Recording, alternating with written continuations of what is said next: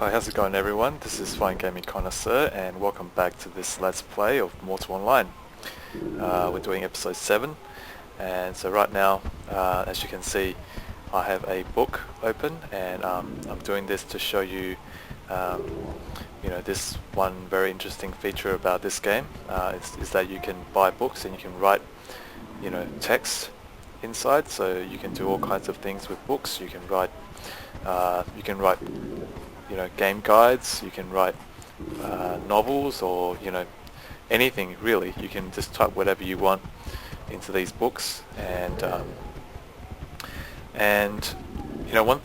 one other thing that is very interesting about the books in this game is that it's very different to how Ultima Online implemented books. In Ultima Online, you could type things and then make mistakes and then you can backspace, but in this game you can't do that. So as you've seen, I've just typed this out. This is a demonstration of how books work in this game. You can type in the pages of books, but you cannot backspace. Yeah, so you can see that I was meant to say can't backspace, and as you can see I made a mistake there, and I can't go back and correct it. So if you make a mistake, so do treat books as like they used to be back in the ancient times, so try not to make a mistake, smiley face. Now I think if you close the book, then you open the book again. Actually, if you right click on the book again, it'll open and it'll be blank again. So if you make a mistake and you want to start over, you can just right click. I don't know whether that's a bug or whether that's just how it was intended, but yeah, but that's how books work in this game. And so that's one thing that I like about this game, is the books. You don't see that many games that allow you to write in books and things like that, and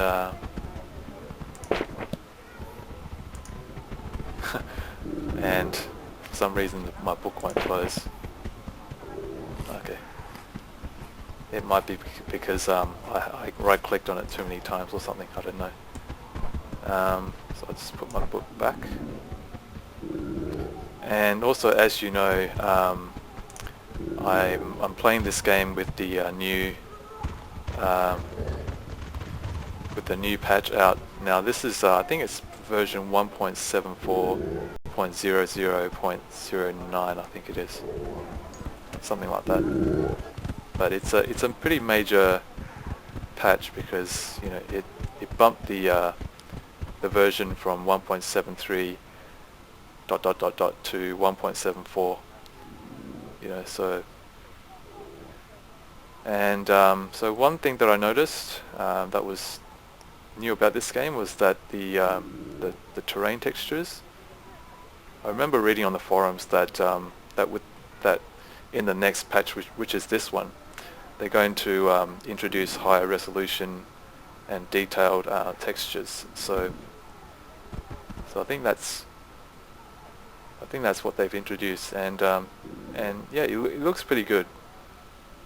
It definitely looks better than the old textures. In a few minutes I'm going to go out and see what the terrain is like outside, but first I'll show you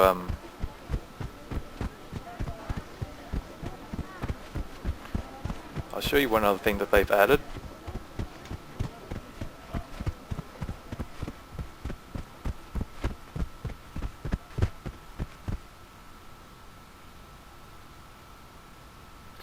So if you're a new player and you've come to this place before, you probably noticed this NPC Arx Meridius, and as you know, you can trade undead heads for different kinds of stuff, books or bandages and weapons, and they've added all these different kinds of weapons to the game. to this NPC. So now you have maces, you have axes, spears, yeah, of different qualities. So you know, now you have different options as to what weapon you want to take up. You can buy from this NPC. And also they've they've updated the mouse cursor, so it's a new cursor, and yeah, it looks pretty good. But you know, in my opinion, I prefer the old one. But that's just my opinion. So it's still pretty good, I think. And yet nothing's changed in the paper doll. Okay, so let's just go outside to see what the terrain is like outside Tindrum. Just let me recover my health. A while ago I was in the graveyard just hunting heads because I wanted to see whether there were any good weapons on that NPC Arx Meridius that I could maybe possibly buy, but I've decided to stick with swords. Now with this patch they've also introduced the ability to knock a player off the mount, if you're using blunt weapons, blunt damage or spear. So if you're a mace user or a spear user, then you have the option of trying to dismount a mounted player, like this person. But yeah, if you're up against a mounted player, then you have that option. So I think that's a good feature, because I have been killed by a mounted player before, right outside the Tindrum city gates, which was really bad. But yeah, if you use a mace or a spear, then you can try and dismount the player. It works on a chance-based mechanic, of course. And it's nighttime, so I don't know whether the textures would be a bit more, less, sort of like harder to see.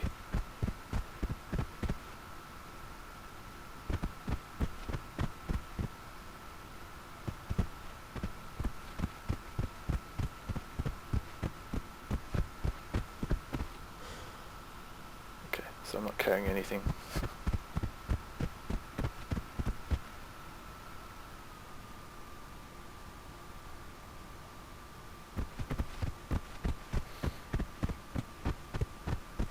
I think there is some improvements to the textures, I think. I might have to look at my previous videos just to do a side-by-side comparison. Because yeah, I think the textures do look better. Although they look somewhat, the same as what it was before. But yeah, I think it does look a lot more detailed and a lot more higher resolution. Anyway, just gonna grab some grapes. So I haven't eaten anything for a little while, so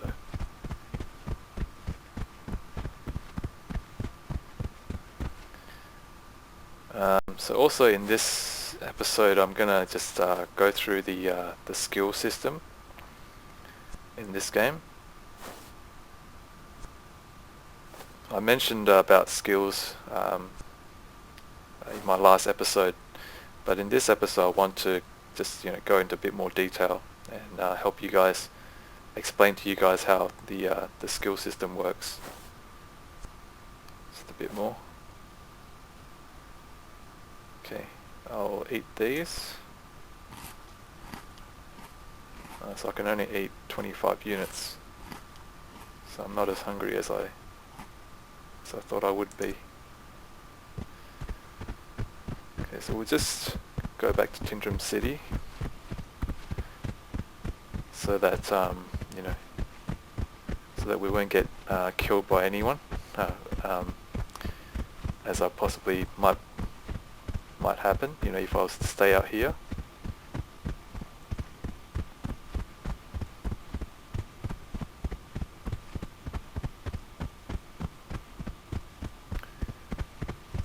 Now I also want to just say a big thank you to all the Russian viewers who have watched my videos. I was looking through the YouTube analytics the other day, and I noticed that Russia and Sweden were on the top 5 countries of viewers. So to all my Russian viewers, Privyet, I think that's how you pronounce hello in Russian. And hallå, that's hello in Swedish. Yeah, I know my Russian and Swedish pronunciation is terrible, but you know, I've just, you know, decided to learn some basic Russian and Swedish. Not a lot, just a few you know, basic phrases. You know, just to say hello to my Russian and Swedish viewers. You know, I do want to thank you all for the views and likes and subscribes. You know, I really do appreciate all of that. You know, it's making videos. I enjoy making these videos, and so you know, when people, you know, give a like my videos or subscribe. And the views, it really does help. It really does, you know, make it all worthwhile. So thank you everyone. And okay, so we'll just find a relatively safe spot. Now the bank is, you know, I think a lot of people might see the bank as a safe place, but I have to tell you from experience, it's actually not. There is actually nowhere that is safe. I was in the bank one time, you know, I think this was, yeah, one time, you know, a few weeks ago, or maybe a month ago or so. I was in the bank and just sorting out my stuff, and I noticed that on my chat window, I noticed that someone was trying to snoop into my pockets. So I turned around and, you know, there was just, you know, 3 or 4 people standing behind me, so I couldn't tell who it was. But you know, that's just goes to show you that there's nowhere that is safe, not even in a bank where there is like a, you know, Tindremic lictor and guards just standing around. You know, it's not safe. So you know, never let your guard down. Always be on guard against thieves and pickpockets, and of course, you know, player killers as well. But yeah, we'll just stand here. I don't think we'll be, you know, I don't think anybody will come and steal stuff from me up here. Hopefully not. Okay, so the way skills work in this game is that all the skills in this game are divided into 2 categories. There are primary skills, which are, you know, highlighted in this light yellow color. So these are primary skills. So endurance, survival. I'll show you another one. Combat maneuvering, blocking. These are all primary skills. And primary skills take up primary skill points. So you have 1,100 points that you can distribute between all your primary skills. So, you know, your primary skills are the ones that you need to pay the most attention to, because you can't have all of them. So you got to choose which primary skills that you want for your character. And then there are and then there are secondary skills, which are highlighted in a white text.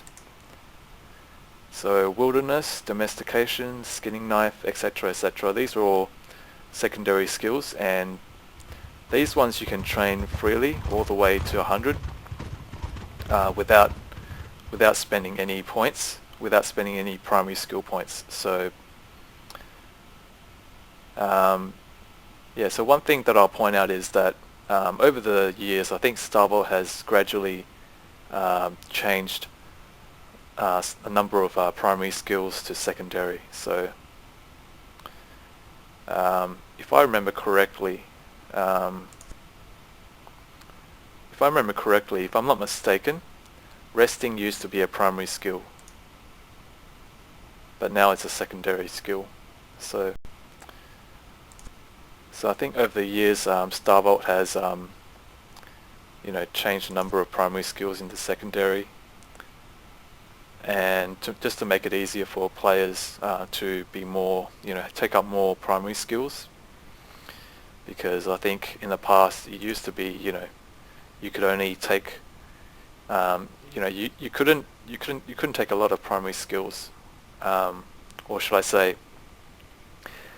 you could only take a number of primary skills before your character becomes, sort of, basically you couldn't take up a lot of skills because there were just too many skills that were primary. But now that they've changed a lot of those skills to secondary, I think it's made it easier for players to be more, versatile or more specialized.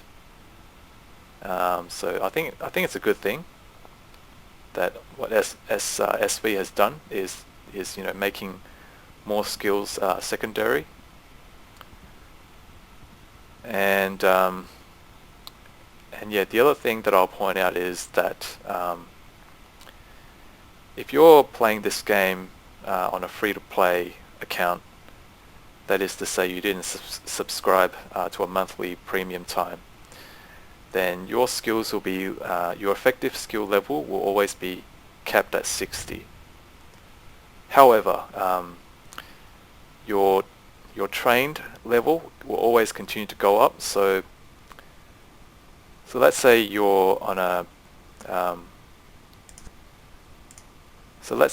free-to-play account, and your endurance skill level is capped at 60. However, you can still train your endurance all the way up to 100.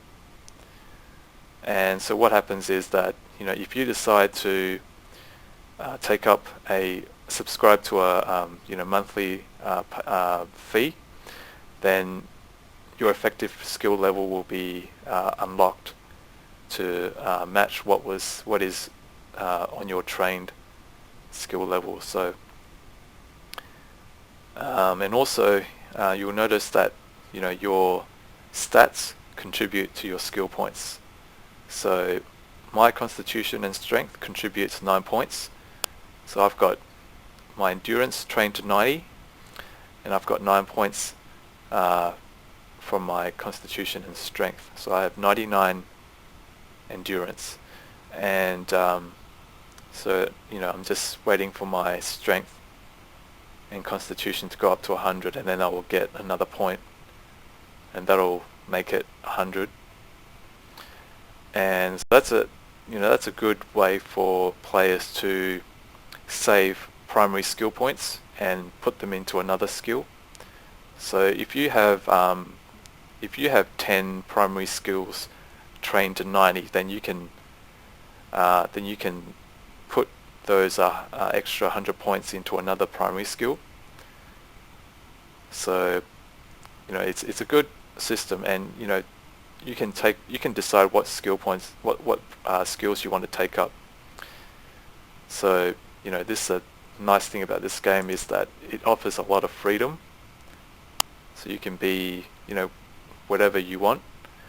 You can be a fighter that also does crafting, or you can be a crafter who does fishing, or you could be a full-on crafter, butcher, you know, a miner. So you can mix and match, and you can pretty much take up, you know, different kinds of professions. But you know, if you take up too many different professions, then you really make yourself into a jack of all trades. You won't be good in any of those areas. So, but you know, that's the freedom that this game offers you. So if you enjoy that sort of thing, then you know, definitely give this game a try, and you might like it. I certainly do. Okay, so thought I just saw that player climbing the wall. Might try, see whether I can do that. No. Yeah, I was reading on the forums as well, and you know, someone was mentioning that, you know, SV should implement some stealth mechanics like wall climbing, you know, crouch stance, and a number of other things. So I think they should, you know, because you know, this game's just not complete without a, you know, stealth gameplay mechanics.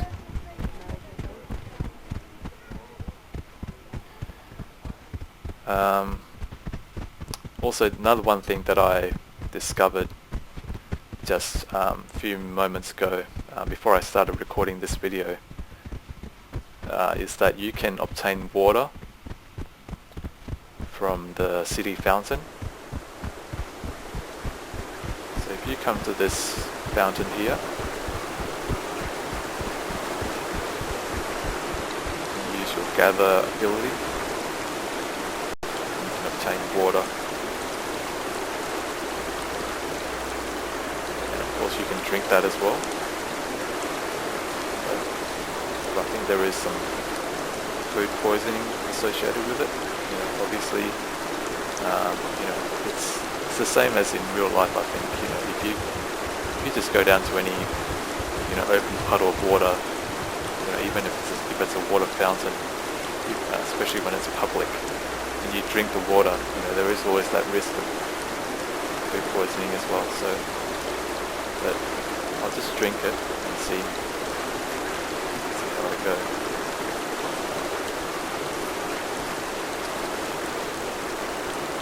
No, it seems to be okay, I think. So, yeah, so I might put that back in my bank. And of course, the water, I think, can be also used as a reagent for casting certain spells in this game. So, you know, if you're running out of water, there's that source, you know, a source of free water.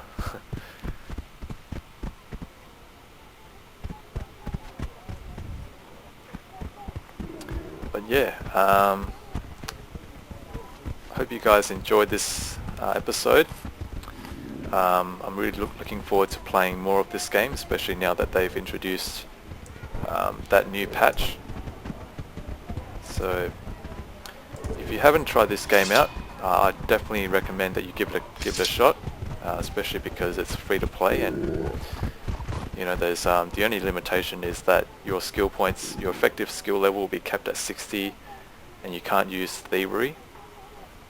But other than that, you know, the rest of this game, you know, is pretty much open to you, I think.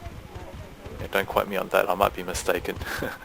You know, I'm not the ones who created this game. But yeah, definitely give this game a try. So yeah, thanks guys, and I will see you next time. So take care. This is Fine Gaming Connoisseur, and yeah, see you next time.